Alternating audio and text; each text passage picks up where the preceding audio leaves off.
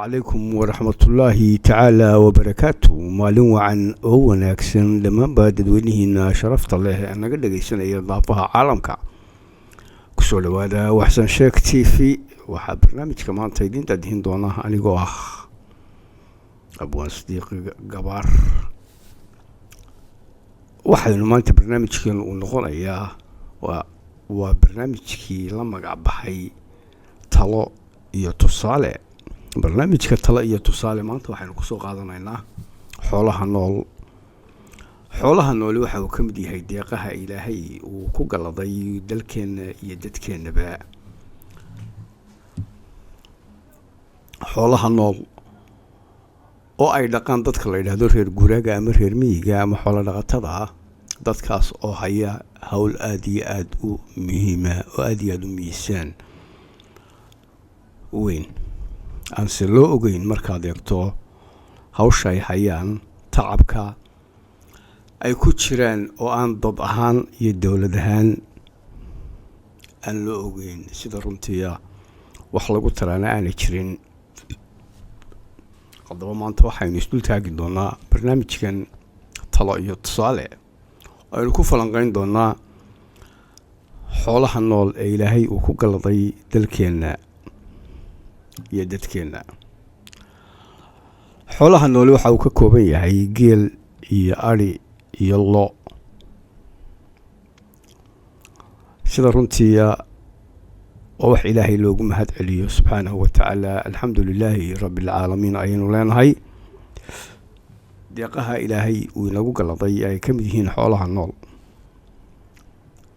ee bariga.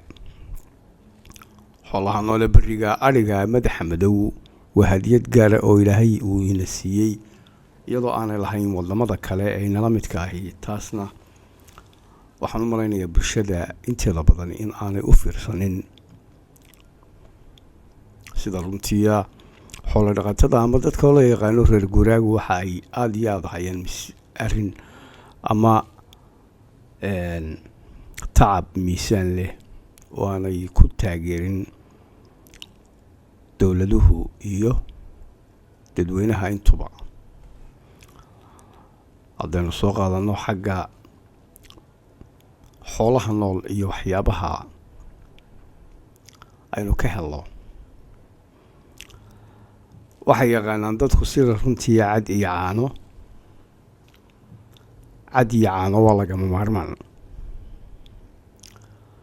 waxaynu ka helnaa xoolaha nool sida runtii waa lafdhabarta dhaqaale ee horta uu ku dhisan yahay dalkeena hooyo. sida runtii waana isha koobaad ee dhaqaalaha ugu horeysa marka aynu ka hadlayno dhaqaalaha dalka iyo dadkaba. sida runtii xoolaha nool waxa loo baahan yahay waagi bariyaba iyo gobolkii dhacaba, iyadoo maalin walba aad u baahan tahay cad iyo caano in aad hesho iyo subag iyo maraq intaba.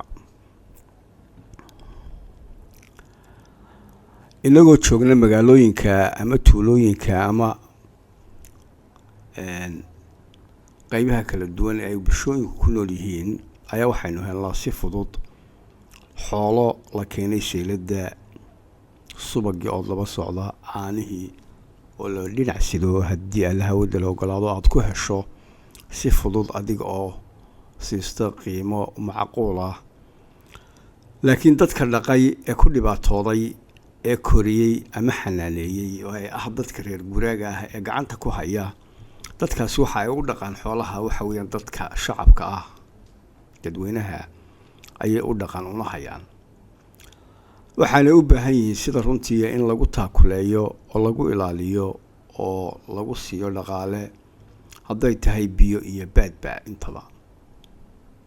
xoolaha nool ee aynu intifaacsanaa waxa ay u baahan yihiin in la tayeeyo oo la xanaaneeyo oo laga ilaaliyo xanuunada ku dhaca iyo dayaca kale ee biyo la'aanta iyo baad la'aanta intaba. sida runtii waxaa ku shuqul leh had iyo goor oo loo magacaabo wasaarado u gaar ah oo la yiraahdo wasaaradda xanaanada xoolaha. haddaba wasaaradahaasi sida runtii waxaa wanaagsan golaha legislative councilka ee sharci dejinta ama golaha sharci dejinta ee baarlamaanku in ay u eegaan si qoto dheer qaybaha kala duwan ee bulshada oo ay soo qaataan inta ay had iyo goor iyagoo si kafiirsi leh oo qoto dheer uga hadlaya una qaabeynaya una qurxinaya una qiimeynaya barnaamijka horumarinta xoolaha nool tayeyntooda iyo tamartooda iyo tacabkooda iyo taakulayntii dadka dhaqa ee loo yaqaano reer guuraaga. arrimahaasi waa arrimo u baahan sida runtii in hoos loo eego sanadihii ugu dambeeyey. marka aynu eegno xoolaha nool ee dalkeenna iyo dadkeenna waxaa jira dabargo' ku dhacayay oo la soo darsayeen xanuuno kala duwan kuwaas oo aan sidii ay ahayd looga hortagin. xoolaha nooli waa lafdhabarta dhaqaale, waana meeshii lagu baxsado marka loo qaxo ama loo guuro ama dhibi ay dhacdo waxa lagu noqdo xagga miyiga, iyadoo mar kastaba maalin iyo leylba loo baahan yahay cad iyo caano iyo subag xoolaad oo intaba ka yimaada xoolaha nool.